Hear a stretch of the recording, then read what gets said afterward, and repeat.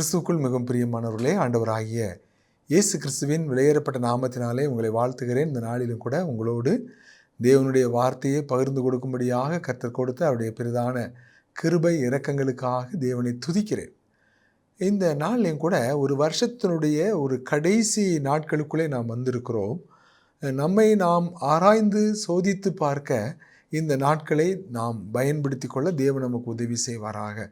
நம்ம நேரங்களை எடுத்து இந்த வருஷங்களை நம்ம எப்படி ஓடி வந்திருக்கிறோம், நம்ம ஓடி வந்திருக்கிற ஓட்டம் சரிதானா, நம்ம எதையாவது நம்ம இன்னும் சிறப்பாக செஞ்சுருக்கலாமா, தேவனுக்காக நம்ம எடுத்த தீர்மானங்களில் நம்ம நிலச்சி நிற்கிறோமா, தேவனுடைய விசுவாசத்தில் தேவன் மேலே உள்ள அந்த உண்மையான விசுவாசத்தில் நம்ம உறுதியாக இருக்கிறோமா, இன்னும் நம்ம தேவனை அதிகமாக அறிகிற அறிவில் வளர்ந்துருக்கிறோமா, ஆண்டவரை கிட்டி சேருவதற்கு ஏதுவாக இன்னும் நம்ம எப்படி சிறப்பாக செயல்படலாம், இந்த வருடங்களை நம்ம என்ன தப்பு பண்ணோம், என்ன மிஸ்டேக், என்ன பண்ணியிருக்கணும், என்ன பண்ணக்கூடாது, இதெல்லாம் கொஞ்சம் நம்ம நிதானித்து ஆண்டுடைய பாதப்படியில் அமர்ந்து ஜெபித்து நாம் நம்மை பலப்படுத்தி கொள்ள வேண்டிய அடுத்த ஒரு புது ஆண்டுக்குள்ளே பிரவேசிப்பதற்கு நம்மை நாம் ஆயத்தப்படுத்தி கொள்ள வேண்டியது மிக மிக அவசியமான ஒன்றாக இருக்கிறது. கர்த்தர் தாமே இந்த நாளில் நமக்கு உதவி செய்வாராக. நாம் வாசிக்கலாம். நாம் தெரிந்து கொண்ட வேத பகுதி 125 சங்கீதம் வசனம் 1. சங்கீதம் 125 வசனம் 1. கர்த்தரை நம்புகிறவர்கள் என்னென்றைக்கும் அசையாமல் நிலைத்திருக்கும் சீயோன் பர்வதத்தை போல் இருப்பார்கள். கர்த்தரை நம்புகிறவர்கள் என்னென்றைக்கும் அசையாமல் நிலைத்திருக்கும் சீயோன் பர்வதத்தை போல் இருப்பார்கள். அப்போ என்னென்றைக்கும் அசையாமல் நிலைத்திருப்பார்கள் அப்படின்னு சொல்லலாம்.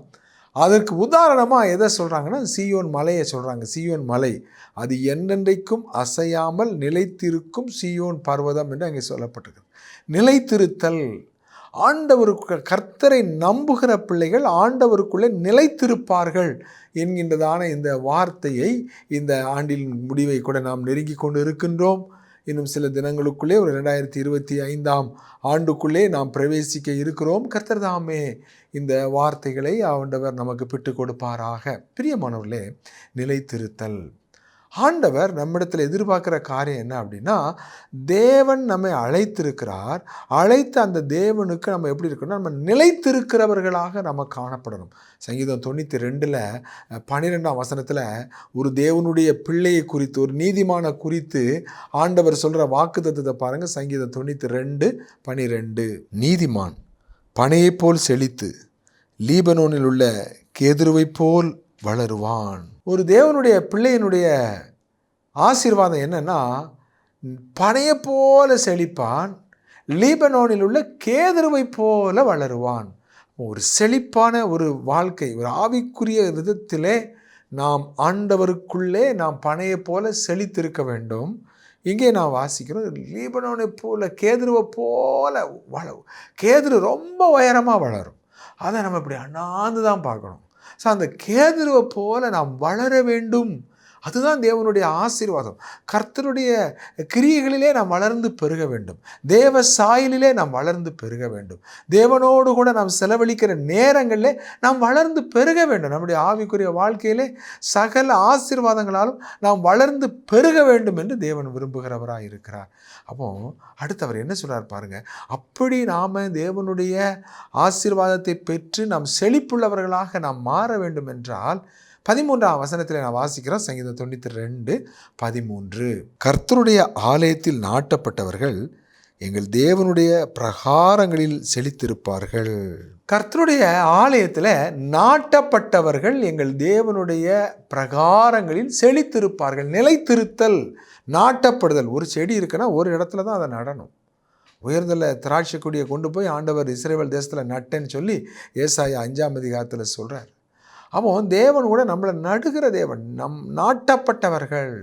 தேவன் நம்மை கர்த்தர் நாட்டின தோட்டத்திலே கடைசி வரை நீயும் நிலைத்திருந்து கனி கொடுக்க வேண்டும் என்று சொல்லி சாராள் நவரோஜி மிக அழகாக பாடுவார்கள். அப்போது அருமையானவர்களே, கர்த்தர் நாட்டின தோட்டத்திலே நாம் கர்த்தருடைய ஆலயத்திலே நாம் நாட்டப்பட்டவர்கள், தேவனுடைய நாட்டப்பட்டவர்கள் தான். ஒரு செடி இன்றைக்கி ஒரு இடத்துல, நாளைக்கு இன்னொரு இடத்துல, அப்புறம் அடுத்த வாரம் இன்னொரு இடத்துல மாற்றி அதை பிடுங்கி நட்டினோன்னு அந்த செடி சுவாலி முடிஞ்சிடும். ஆனால் அது நாட்டப்பட்ட ஒரு செடியாக இருக்குமானா அதற்கு தேவன் என்ன செய்கிறார் பாருங்கள், செழிப்பாக இருக்கும் என்று சொல்லுங்க. தேவனுடைய பிரகாரங்களில் செழித்திருப்பார்கள். அப்போ தேவனுடைய பிள்ளைகளாகிய நாம் செழித்திருக்க வேண்டும். நாம் தேவனுடைய ஆலயத்திலே நாட்டப்பட்டவர்கள் நாம் செழித்திருக்க வேண்டும். எப்படி? பனையை போல செழிக்க வேண்டும், கேதுருவை போல உயரமாக வளரணுமா.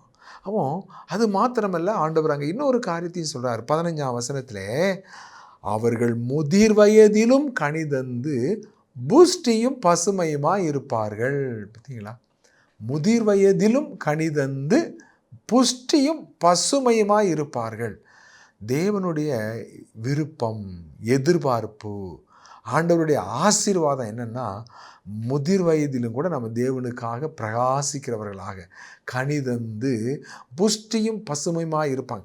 அப்போ நாட்டப்பட்டவர்கள், நிலைத்திருக்கிறவர்கள் செழித்திருப்பார்கள்.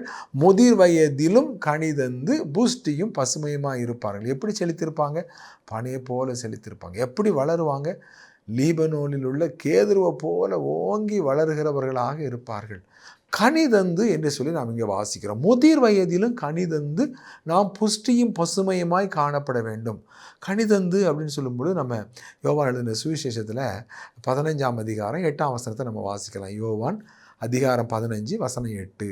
நீங்கள் மிகுந்த கனிகளை கொடுப்பதினால் என் பிதா மகிமைப்படுவார், எனக்கும் சீஷராய் இருப்பீர்கள்.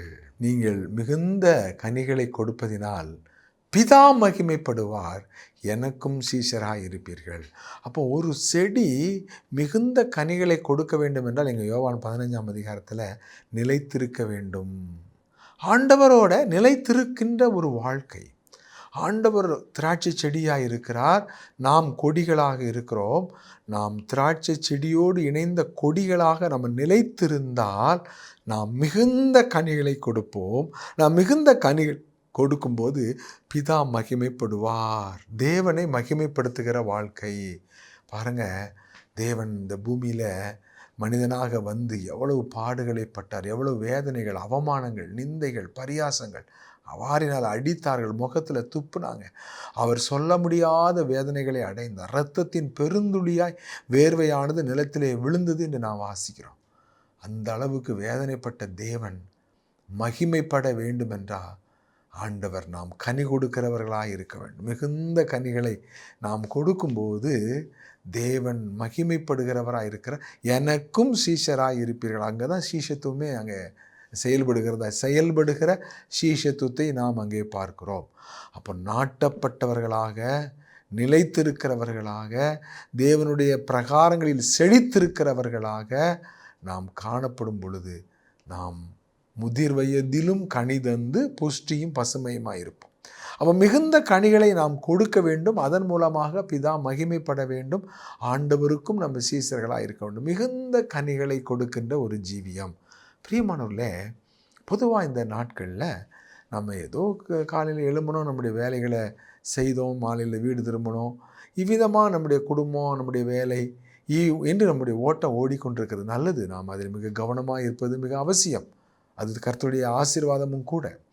ஆனால் அதே வேளையில் ஆண்டவர் நம்மை படைத்த நோக்கத்தை நாம் நிறைவேற்றுகிறவர்களாக இருக்க வேண்டும். தேவனோடு நிலைத்திருக்கணும். நம்ம எவ்வளவுதான் நம்முடைய வேலைகள் இருந்தாலும் ஆண்டவரோடு நம்ம அமர்ந்து அவரோடு நம்ம செலவழிக்கின்ற அந்த நேரங்களை மிக கவனமாக இருக்கணும். நமக்கு பாருங்கள், நிலைத்திருங்கள். இந்த யோவான் 15 அதிகாரத்தை பெற உட்கார்ந்து நிலைத்திருங்கள், நிலைத்திருங்கள், நிலைத்திராவிட்டால்ங்கிற வார்த்தை திரும்ப திரும்ப வருகிறது. எத்தனை முறை வருகிறதுங்கிறத கொஞ்சம் நீங்கள் கவுண்ட் பண்ணி பாருங்கள். ரொம்ப ஆச்சரியமாக இருக்கும். அந்த 7ஆம் வசனத்தில், முந்தின வசனத்தில் ஆண்டவர் என்ன சொல்கிறார் பாருங்கள். யோவான் 15ஆம் அதிகாரம் 7ஆம் வசனம். நீங்கள் என்னிலும் என் வார்த்தைகள் உங்களிலும் நிலைத்திருந்தால் நீங்கள் கேட்டுக்கொள்வது எதுவோ அது உங்களுக்கு செய்யப்படும். கர்த்தரை நம்புகிறவர்கள் அவங்க சீயோன் பர்வதத்தை போல நிலைத்திருப்பார்கள். இங்கே நாம் நிலைத்திருத்தல் என்று நாம் சொல்லும் பொழுது கிறிஸ்துவோடு கூட நாம் இணைந்திருத்தல். காலையில் எழும்பி எனக்கு வேதம் வாசிக்க நேரம் இல்லைங்க, நான் ரொம்ப தூரத்தில் வேலைக்கு போக வேண்டியது இருக்கிறது, நான் ரொம்ப அதிக மணி நேரம் பிரயாணம் பண்ணி போக வேண்டியது இருக்கிறது. எது எப்படியோங்க, நீங்கள் பஸ்ஸில் போனாலும் சரி, ட்ரெயினில் போனாலும் சரி, நீங்கள் தேவனோட நேரத்தை செலவழிச்சுக்கிட்டே போகணும். நீங்கள் என்னிலும் என் வார்த்தைகள் உங்களிலும் நிலைத்திருந்தால் நீங்கள் கேட்டுக்கொள்வது எதுவோ அது உங்களுக்கு செய்யப்படும். ஆண்டவரோட நம்ம நேரம் செலவழிக்க முடியலைன்னா போதுமான அளவு நாம் வேத வாசிப்பு, தனி ஜபம், ஆண்டவரோடு கூட நம்ம தனியாக அமர்ந்திருக்கின்ற அந்த ஒரு நேரத்தை நாம் இழந்துட்டோன்னு சொன்னால் கிறிஸ்துவோடு நிலைத்திருக்கின்ற அந்த அனுபவத்தை நம்ம இழந்துருவோம். இன்றைக்கி அநேகருடைய ஆவிக்குரிய வாழ்க்கைக்கு வீழ்ச்சிக்கு காரணம் என்ன? ஞாயிற்றுக்கிழமை மட்டும்தான் அந்த பைபிளை தேடி பிடிக்கிறது, ஞாயிற்றுக்கிழமை மட்டும்தான் அந்த சர்ச்சுக்கு போகிறது, அதுவும் அந்த 1 மணி நேரம் 2 மணி நேரம் ஆராதனை அதையோடு முடிஞ்சுது. அதுக்கப்புறம் பழையபடி தங்களுடைய ஓட்டத்தை ஓடுறாங்க. ஆனால் பிரியமானவர்களே, நீங்கள் என்னிலும் என் வார்த்தைகள் உங்களிலும் நிலைத்திருந்தால் நீங்கள் கேட்டுக்கொள்வது எதுவோ அது உங்களுக்கு செய்யப்படும். அப்போ நம்ம 6 நாளும் நம்ம வேதம் வாசிக்காமல் ஜெபிக்காமல் இந்த பொல்லாத உலகத்துக்குள்ளே நம்ம ஓடிட்டு நம்முடைய ஐக்கியத்தை, நம்ம கிறிஸ்துவோடு உள்ள அந்த தொடர்பை நம்ம இழந்துட்டோன்னு சொன்னால் நம்முடைய வாழ்க்கையில் வெறுமை, எப்பவும் ஒரு கவலை, ஒரு பாரம், ஒரு உண்மையான சந்தோஷம் இல்லை, சமாதானம் இல்லை, விசுவாசம் இல்லை, பாவத்தின் மேலே ஜெயம் இல்லை, கிறிஸ்துவுக்குள்ளே ஜெயம் எடுக்கிற வாழ்க்கைக்கு பதிலாக தோற்கடிக்கப்பட்ட வாழ்க்கை. இது எவ்வளவு வேதனை, இது எவ்வளவு பரிதாபம். ஆண்டவர் சொல்கிறார், அது எப்படிப்பட்ட வாழ்க்கை. நீங்கள் அதே யோவான் 15ஆம் அதிகாரம் 6ஆம் வசனத்தை வாசிக்கும்போது அது எவ்வளவு வேதனையானதுன்னு நான் வாசிக்கலாம். யோவான் 15ஆம் அதிகாரம் 6ஆம் வசனம். ஒருவன் என்னில் நிலைத்திராவிட்டால் வெளியே எரியுண்ட கொடியைப் போல அவன் எரியுண்டு உலர்ந்து போவான். அப்படிப்பட்டவைகளை சேர்த்து அக்னியிலே போடுகிறார்கள், அவைகள் எரிந்து போம். ஆண்டவரோட நிலைத்திராவிட்டா நம்முடைய ஜீவியம் அக்னிக்கு உட்படுத்தப்படும் பொழுது அது நிற்காது. அது நிற்கணும். பொன், வெள்ளி, விலையேறப்பெற்ற கல் இவைகளால் ஒருவன் கட்டினால் அக்னிக்குள்ளாக அவனுடைய ஜீவியத்தின் தரம் சோதிக்கப்படும் பொழுது, உட்படுத்தப்படும் பொழுது அது ஜெயம் எடுக்கிற ஒரு வாழ்க்கையாக இருக்கும். ஆனால் இங்கே பாருங்கள், ஆண்டவரோட ஐக்கியம் இல்லை, வேதம் வாசிக்க நேரம் இல்லை, ஜெபிப்பதற்கு நேரம் இல்லை, தேவனோடு கூட உள்ள அந்த ஐக்கியத்தை புதுப்பிக்கிறதுக்கு எந்த முயற்சியும் இல்லை. அதிகமான வேலைப்பளுக்கள், பிரயாணங்கள், எவ்வளவு வேதனையான காரியங்கள், உலர்ந்து போன வாழ்க்கை, அந்த ரட்சிப்பின் சந்தோஷத்தை இழந்து போன ஒரு வாழ்க்கை, தேவனுடைய கிருபையை அனுபவிக்க முடியாமல் அங்கே துக்கம், கவலை, வேதனை, பாரம், மன கஷ்டம், கண்ணீர், தீர்மானம் எடுக்க வேண்டிய நேரங்களில், முடிவு செய்ய வேண்டிய நேரங்களில் அதிகமான குழப்பங்கள். சகோதரனே, சகோதரியே, போதுமான அளவு தேவனோட நேரம் செலவழிப்பதற்கு இந்த ஆண்டில் நம்ம நேரம் செலவழித்தோமா? நம்ம நேரத்தை ஒதுக்கணுமா? விடுமுறை நாட்களில் எதற்கு முக்கியத்துவப்படுத்தணும்? நம்ம எங்கேயோ பீச்சு அப்படி இப்படின்னு சொல்லி சுற்றி பார்க்குறதுக்கு நம்ம முக்கியப்படுத்தணுமா? அல்லது ஆண்டவரும் நானுன்னு சொல்லி வேதத்தோடு கூட தேவனோடு கூட ஒட்டிக்கொள்வதற்கு, நிலைத்திருப்பதற்கு நீங்கள் பிரயாசம் எடுத்தீங்களா? நீங்கள் நிலைத்திருந்தால் மிகுந்த கனிகளை கொடுப்பீங்க. நீங்கள் என்னிலும் என் வார்த்தைகள் உங்களிலும் நிலைத்திருந்தால் நீங்கள் கேட்டுக்கொள்வது எதுவோ அது உங்களுக்கு செய்யப்படும். நீங்கள் மிகுந்த கனிகளை கொடுத்தால் பிதா மகிமைப்படுவார். நீங்களும் எனக்கு சீஷராக இருப்பீர்கள். சீஷர்களாக இருக்கும்படியாக தேவன் நம்மை அழைத்திருக்கிறார். சாதாரண கிறிஸ்தவர்களாக அல்ல, கிறிஸ்தவ பெயர்களை உடையவர்களாக அல்ல. நம்ம ஏதோ ஞாயிற்றுக்கிழமை போய் ஏதோ ஒரு மன திருப்திக்காக, ஞாயிற்றுக்கிழமைங்க சர்ச்சுக்கு போகலன்னா மனசு கஷ்டமாக இருக்கும், மன திருப்திக்காக அல்ல. ஞாயிற்றுக்கிழமை சர்ச்சுக்கு போகாமல் இருந்தால் ரொம்ப ஆபத்து, போகிறது ரொம்ப நல்லது. ஆனால் மற்ற நாட்களிலும் கிறிஸ்துவோடு கூட உள்ள ஐக்கியத்தை நாம் இழக்கக்கூடாது. பாருங்கள், கொலோசியர்களின் நிருபத்தில் 2ஆம் அதிகாரத்தில் நாம் 6ஆம் வசனத்தில் இப்படி வாசிக்கிறோம். கொலோசையர் 2ஆம் அதிகாரம் 6ஆம் வசனம். ஆகையால் நீங்கள் கர்த்தராகிய கிறிஸ்து இயேசுவை ஏற்றுக்கொண்டபடியே அவருக்குள் வேர் கொண்டவர்களாகவும் அவர் மேல் கட்டப்பட்டவர்களாகவும் அவருக்குள் நடந்து கொண்டு. ஒரு மனிதனுக்கு சுவிசேஷம் அறிவிக்கப்படும் பொழுது அவன் ஆண்டவராய் இயேசு கிறிஸ்து தான் மெய்யான தேவன் என்று ஏற்றுக்கொள்கிறான். அந்த மெய்யான தேவன் என்று ஏற்றுக்கொள்ளும் பொழுது தன்னுடைய எல்லா பழைய மார்க்கங்களையும் விட்டுட்டு ஆண்டவரை ஏற்றுக்கொள்ள வருகிற அவன் தேவனுக்குள்ளே செய்ய வேண்டிய முதல் வேலை என்னென்னா, நீங்கள் கர்த்தராகிய இயேசு கிறிஸ்துவை ஏற்றுக்கொண்டபடியே அவருக்குள் வேர் கொண்டு என்று நாம் இங்கே வாசிக்கிறோம். அவருக்குள் வேர் கொண்டவர்களாக நாம் காணப்பட வேண்டும். இந்த வேளையிலும் கூட ஏற்றுக்கொண்ட நாம அவருக்குள்ளே ஆழமாக வேரோடணும். அந்த பனங்கிழங்கு இருக்குது பாருங்கள், பனங்கிழங்கு. அந்த பனங்கிழங்கு பார்த்திங்கன்னா இவ்வளோ நீளம் தான் இருக்கும். சில நேரங்களில் 1 முழம் இருக்கும், அதுக்கு கொஞ்சம் குறைவாக தான் இருக்கும். ஆனால் வேர் பார்த்திங்கன்னா பல அடிகள் இருக்கும். அது 4 அடி, கிட்டத்தட்ட 3 அடி 5 அடிலாம் போகும். அந்த அளவுக்கு அந்த வேர் ஆழமாக போகும். பனையோட அந்த கிழங்கை விட வேருடைய இது பல மடங்கு உள்ளே போகும். இப்போ பாருங்கள், ஏன் அந்த மரம் அவ்வளோ உயரமாக வளருது, அவ்வளோ வெயில் காலங்களையும் தாக்கு பிடிக்குது. எந்த ஒரு சூழ்நிலை வந்தாலும், பயங்கர காற்று புயல் வந்தாலும் அல்லது அதிகமான மழை பெய்து வெள்ளம் வந்தாலும் பனைமரம் பார்த்திங்கன்னா ஸ்ட்ராங்காக நிற்கும். ஏன் அது அப்படி நிற்குது அப்படின்னா, வேர், அதனுடைய வேர் அது ரொம்ப ஆழமாக வேர்களை அனுப்பி தண்ணீரை அங்கேருந்து என்ன செய்யுது, வெளியே கொண்டு வருது. மழைக்காலங்களில் அதனுடைய வேர் டியூப்லர் மாதிரி இருக்குது. ஸோ அது என்ன செய்யுது, அதனுடைய வேர்களில் தண்ணீரை அதிகமாக சேகரித்து வைக்குது. வேருக்கு ரொம்ப முக்கியத்துவம் கொடுக்குற ஒரு மரம் பனை மரம். அதனால தான் நீதிமான் பனையைப் போல செழித்து என்று வாசிக்கிறோம். அப்போ கர்த்தராகிய இயேசு கிறிஸ்துவுக்குள்ளே ஏற்றுக்கொண்ட ஒரு மனிதன் வேர் கொள்ளுகிறவனாய் காணப்பட வேண்டும். அவருக்குள் வேர் கொண்டபடியே. விதைக்கிறவனுடைய ஓமையில் மத்தேயு 13ஆம் அதிகாரத்தில் ஆண்டவர் சொல்கிறார், ஒருத்தன் என்ன செய்கிறான், விதைக்கிறான். விதைக்கும்போது சில விதை வழியருக விழுது, பறவைகள் பொறுக்கிட்டு போயிடுது. சில விதை கற்பாறையான இடங்களில் விழுது, அது சந்தோஷமாக அந்த விதை சீக்கிரம் முளைக்குது.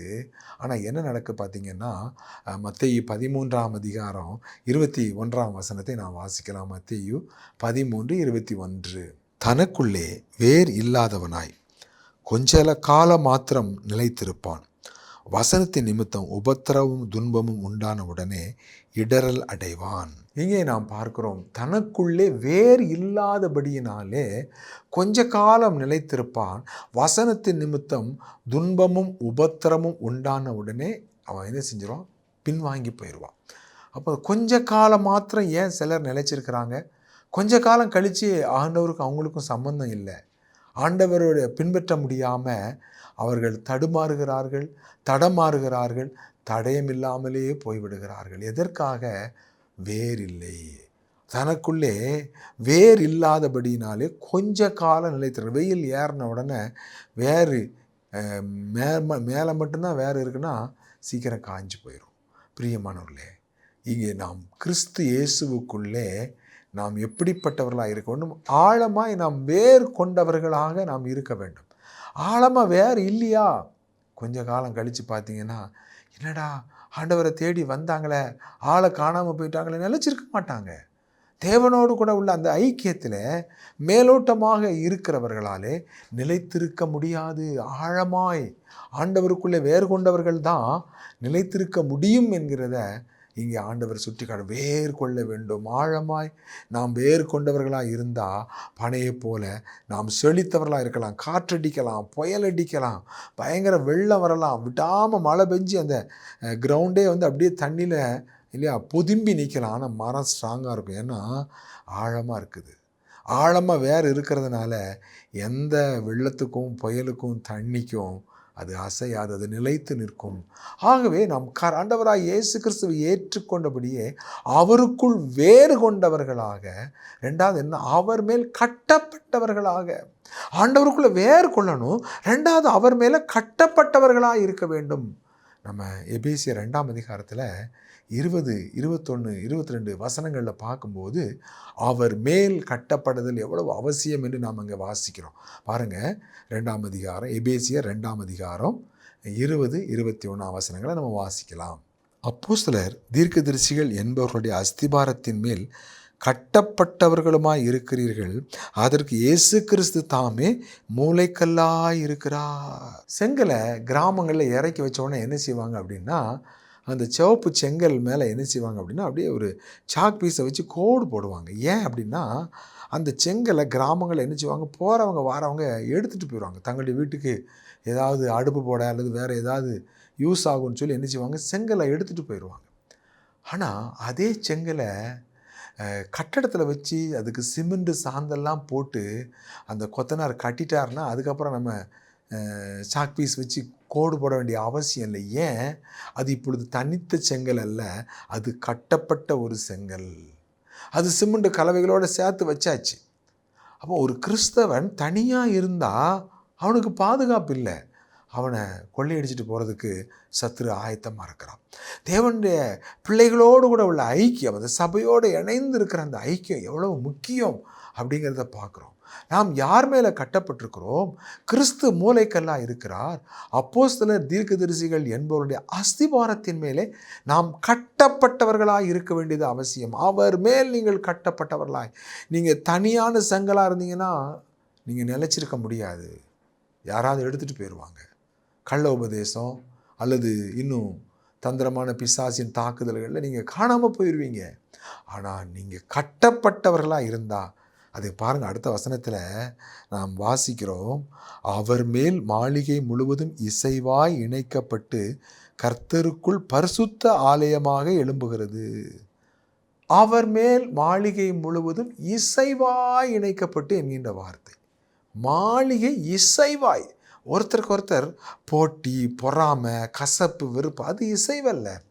இசைவாய் இணைக்கப்படும் பொழுது அது மாளிகையாக எழும்புதான்.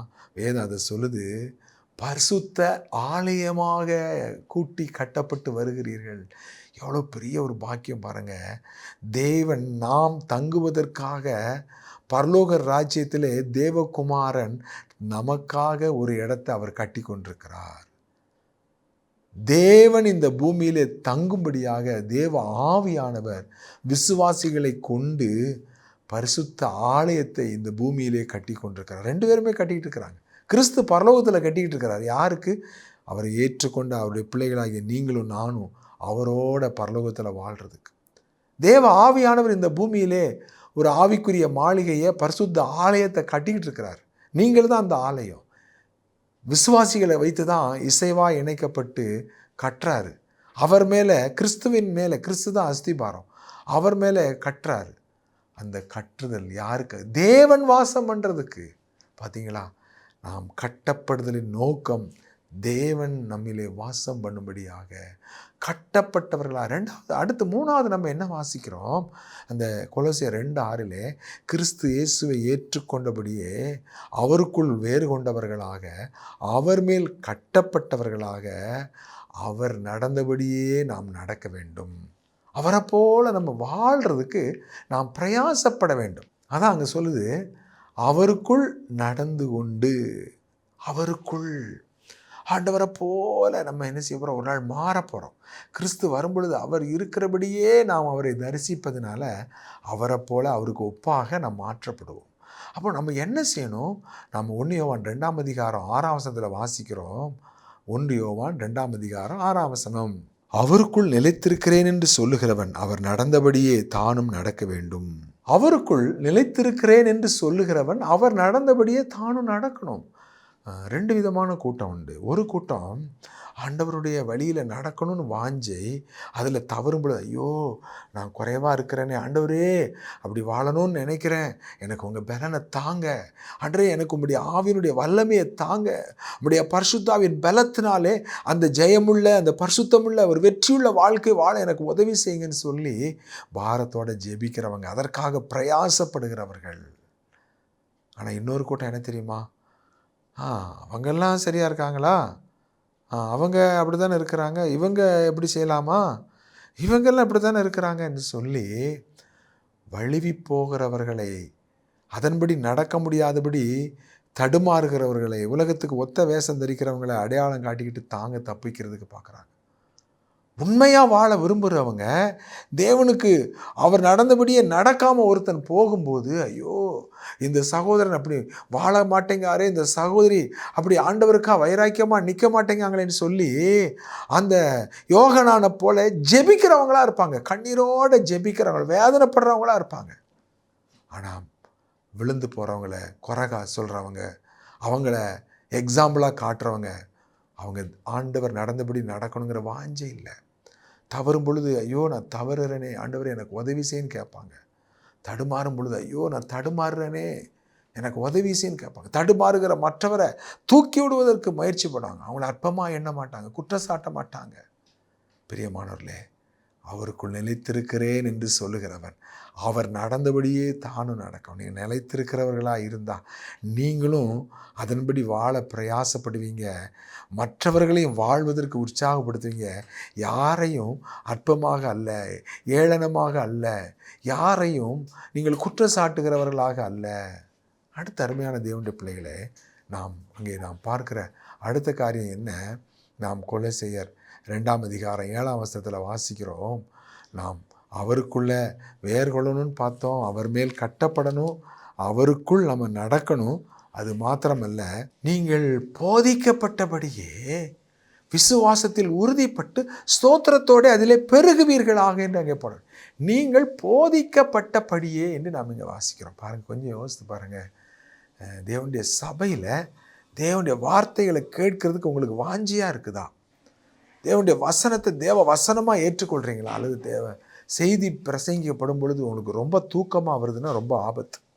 செய்தி பிரசங்கிக்கப்படும் பொழுது இந்த பிரசங்கி யார் இவ்வளோ நேரம் எடுக்கிறாருன்னு சொல்லி முறுமுறுக்கிறவங்களா இருக்கிறீங்கன்னு நீங்கள் ரொம்ப ஆபத்தான இடத்துல இருக்கிறீங்க. தேவனுடைய வார்த்தையை கேட்பதற்கு நாம் வாஞ்சை இல்லைன்னு சொன்னால் தேவனோட நிலைத்திருக்கணுங்கிற அந்த வாஞ்சை இல்லை. தேவனோட நிலைத்திருக்கலைன்னா எரிச்சல், கோபம், வெறுப்பு, குறை சொல்லுதல், குற்றச்சாட்டுதல், கலகம் பண்ணுதல், சபைக்குள்ளே குழப்பம் உண்டு பண்ணுதல், மற்றவர்களுக்கு விரோதமாக அங்கே பயங்கரமாக பெருமையோடு கூட நடந்து கொள்வது, இதுதான் நடக்கும். நிலைத்திருக்கிறது ரொம்ப முக்கியங்க. நான் தேவனுடைய வசனத்தை தேவ வசனமாக நம்ம ஏற்றுக்கொண்டோன்னு சொன்னால் நமக்கு தேவனுக்கு பயப்படுற பயம் இருக்குது. இன்றைக்கி தேவனுடைய வார்த்தைகளை போதிக்கிறவங்களை ஏளனமாக பேசுகிற, தேவனுடைய வார்த்தைகளை போதிக்கிறவங்களுக்கு விரோதமாக குற்றச்சாட்டுகிற, அற்பமாக பேசுகிற, தேவனுக்கு பயப்படாத ஒரு காலகட்டத்தில் நாம் வாழ்ந்து கொண்டிருக்கிறோம். உங்களுக்கு போதிக்கப்படுகிறது தேவ ஆவியானவர் உங்களுக்கு போதிக்கிறார். இந்த வேத வசனம் தேவ ஆவியானவர் எழுதி வைத்த வசனம். நீங்கள் தேவனுக்காக உண்மையாக வாழணும்னு நீங்கள் வாஞ்சிப்பீர்கள் என்றால் நிச்சயமாக தேவன் உங்களோடு கூட அவருடைய வார்த்தைகள் மூலமாய் பேசி உங்களை உற்சாகப்படுத்த அது ஜீவனாக இருக்கும். ஒரே ஆலயத்தில் உட்கார்ந்து தேவனுடைய வார்த்தையை கேட்குறாங்க, ஒருத்தருக்கு அது ஜீவனாக இருக்குது, அவங்களுக்கு அது தாகந்தி இருக்கிற ஜீவ தண்ணீராக இருக்குது. அந்த பிரசங்கங்களாலே அவர்கள் பலப்படுகிறார்கள், உயிர் மீட்சி அடைகிறார்கள், மனம் திரும்புகிறார்கள், விசுவாசத்திலே உறுதிப்படுகிறார்கள். இன்னொருத்தருக்கு எரிச்சலாக இருக்குது, எப்பண்டா இவர் பிரசங்கத்தை முடிப்பார்னு சொல்லி ஒரே பிரசங்கம் ஒரே இடத்துல உட்காந்து ஒரே நேரத்தை தான் கேட்குறாங்க.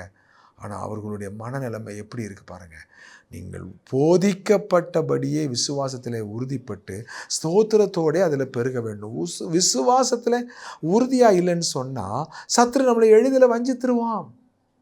நாம் 1 பேதுரு புஸ்தகத்தில் 5ஆம் அதிகாரத்தில் வாசிக்கும்போது, கர்ச்சிக்கிற சிங்கம் போல எவனை விழுங்கலாம் என்று வகை தேடி சுற்றி திரிகிறான். சத்துரு யாரை இழுத்து கீழே போடலாம், யார் கிறிஸ்துவோட நிலைத்திருக்க விடாதபடிக்கு அவருடைய வாழ்க்கையை வெறுமையாக்கி அதன் மூலமாக அவர்களை உலர்ந்து போக பண்ணி வெளியே எரியுண்டு அக்கினிக்கு உட்படுத்தணும். இதுதான் பிசாசனுடைய தந்திரம். பிரியமானவர்களே, தேவன் அங்கே என்ன செய்கிறாரு? விசுவாசத்தில் உறுதியாக இருந்து அவனுக்கு எதிர்த்து நில்லுங்கள். நீங்கள் எதிர்த்து நின்னா தான் பிசாசு ஓடுவான். நீங்கள் விசுவாசத்தில் உறுதியாக இருக்கணும், தெளிந்த புத்தி உள்ளவங்களாக இருக்கணும். இல்லைன்னா சத்துரு மிக தந்திரமாய் உங்களை விட அவனுக்கு அனுபவம் அதிகம், உங்களை விட அவன் ஞானம் உள்ளவன், உங்களை விட அவன் அதிக தந்திரம் உள்ளவன். பிரியமானவர்களே, சாத்தானில் எளிதாக எடை போடாதீங்க. அவன் எப்படி தவறான எண்ணங்களை, தவறான சிந்தனைகளை, உங்களை குழப்புறதுக்கு ஏதுவான காரியங்களை உங்களுக்குள்ளே கொண்டு வந்து தேவனுடைய சபையோடு நீங்கள் இணைஞ்சு ஓட முடியாதபடிக்கு, தேவனுடைய சபைக்குள்ளே நீங்கள் உற்சாகமாக விடுதலையாக இருக்க விடாதபடிக்கு உங்களை தாக்குவதும் உங்களை குழப்புவதும் சத்துடைய மிகப்பெரிய தந்திரமாக இருக்கிறது. நீங்கள் ஸ்தோத்திரத்தோடு பெருகணும், நன்றி உள்ளவங்களாக இருக்கணும். இஸ்ரவேல் ஜனங்களுடைய வாழ்க்கையில் வாக்குத்தத்தம் பண்ணப்பட்ட கானானை பெற்றுக்கொள்ளாமல் போனதுக்கு முக்கியமான காரணம் அவங்களுடைய முறுமுறுப்பு, திருப்தி இல்லை, நன்றி இல்லாத ஒரு வாழ்க்கை. இன்றைக்கி நன்றி இல்லாத உலகத்தில் வாழ்கிறோம். எவ்வளவோ நன்மைகளை பெற்றுட்டு நன்றி இல்லாமல் விரோதமாக செயல்படுகிற, துரோகம் பண்ணுகிற பயங்கரமான ஒரு உலகத்தில் நாம் வாழ்ந்து கொண்டிருக்கின்றோம். இது சத்துருடைய பயங்கர வஞ்சகமான காலம். ஆனால் நாம் நன்றியுள்ளவங்களாக இருக்கணும். நம்ம எப்போ நன்றி உள்ளவங்களாக இருப்போம்? ஆண்டவருக்கு நம்ம துதிகளை, ஸ்தோத்திரங்களை நாம் ஏறெடுக்கிறவர்களாக இருப்போமானால் நம்ம நன்றி உள்ளவர்களாக இருப்போம். அப்போ தான் நம்ம வளர முடியும். இந்த புதிய ஆண்டிலும் பிரவேசிக்க போகிற நீங்கள் இந்த ஒரு செய்தியை கவனமாக கேளுங்க, திரும்ப திரும்ப கேளுங்க. நீங்கள் யூடியூப்பில் போய் ராஜ்குமார் தங்கமணின்னு சொல்லி டைப் செய்தீர்கள், ஆனால் இந்த செய்தி அங்கே உங்களுக்காக காத்திருக்கும். நீங்கள் அந்த செய்திகளை கேளுங்க. ஆண்டவரே, உமக்குள்ளே நான் பலப்படணும்ப்பா, உமக்குள்ளே நான் நிலைத்திருக்கணும், மிகுந்த கனிகளை கொடுக்கணும், ஆழமாக நான் வேறு கொண்டவனாக இருக்கணும், உண்மையில நான் கட்டப்பட்டவனாக இருக்கணும். ஆண்டவரே, நீர் நடந்தபடியே நான் நடக்கணும். விசேஷமாக ஆண்டவரே, இந்த போதிக்கப்பட்டபடியே விசுவாசத்தில் நான் உறுதியாக இருந்து நான் ஸ்தோத்திரத்தோடு வளர்ந்து பெருகணும். கர்த்தர் தாமே இந்த ஆண்டு முழுவதும் உங்களை நன்மையாய் நடத்துனதுக்காக நன்றி சொல்லுங்கள். வரப்போகிற புதிய ஆண்டிலும் கூட ஆண்டவரோடு கூட நல்ல ஒரு தெளிவான ஐக்கியத்துக்குள்ளே உறுதியாக நிலைத்திருக்கிற ஒரு அனுபவத்துக்குள்ளே கடந்து வர வாஞ்சிங்க. தேவ ஆவியானவர் அதற்கேற்ற கிருபைகளை தருவார். தேவ வசனம் நிச்சயமாக உங்களை பலப்படுத்தும். கர்த்தர் தாமே உங்களை ஆசீர்வதிப்பாராக. நீங்கள் தேவன் உங்களை வச்சிருக்கிற சபைக்கு உண்மையாக இருங்க. அந்த சபையில் உங்களுடைய தாளந்துகளை, உங்களுடைய திறமைகளை பயன்படுத்தி அந்த சபையின் வளர்ச்சிக்காக உழைங்க. அதில் நிலைத்திருந்தீங்களானா நீங்கள் கனி கொடுப்பீங்க. நிச்சயமாக நீங்கள் கர்த்தரை நம்புகிறவர்கள், அவர்கள் நிலைத்திருப்பார்கள், மிகுந்த கனிகளை கொடுப்பார்கள், தேவன் மகிமைப்படுவார், நீங்களும் சீஷராக இருப்பீர்கள். கர்த்தர் தாமே இதில் ஸ்தோத்திரத்தோடு வளர்ந்து பெருக உங்களுக்கு உதவி செய்வாராக. நாம் ஜெப செய்வோமா? நல்ல ஆண்டவரே, இந்த வார்த்தைகளை கேட்டமுடைய பிள்ளைகளை நீர் அதிகமாய் தைரியப்படுத்தும், பலப்படுத்தும், உடைய கிருபையினால் தாங்கி வழி நடத்தும், ஆசீர்வதியும். இயேசு கிறிஸ்துவ நாமத்தில் ஜெபிக்கிறோம் நல்ல பிதாவே, ஆமேன். பிரியமானவர்களே, நீங்கள் நேரம் ஒதுக்கி தேவனுடைய வார்த்தையை கேட்டதற்காக உங்களுக்கு நன்றி சொல்கிறோம். நீங்கள் யூடியூப்பில் ராஜ்குமார் தங்கமணி என்று ஆங்கிலத்திலே நீங்கள் டைப் செய்வீர்களானால் இன்னும் அநேக செய்திகளை அங்கே கேட்கலாம். நீங்களும் கேளுங்க, மற்றவர்களுக்கும் அதை ஃபார்வேர்டு பண்ணுங்கள், அதை கேட்க சொல்லுங்கள். அவர்கள் அதன் மூலமாக சத்தியத்தில் இன்னும் வளர்ந்து பெருக அதனுடைய ஆசீர்வாதங்களை கர்த்தர் உங்களுக்கு அபரிவிதமாய் அருள்வாராக. நாம் அடுத்த ஆண்டிலே சந்திக்கும் வரைக்கும் அவருடைய பெரிதான கிருபை உங்கள் அனைவரோடும் இருப்பதாக. ஆமேன்.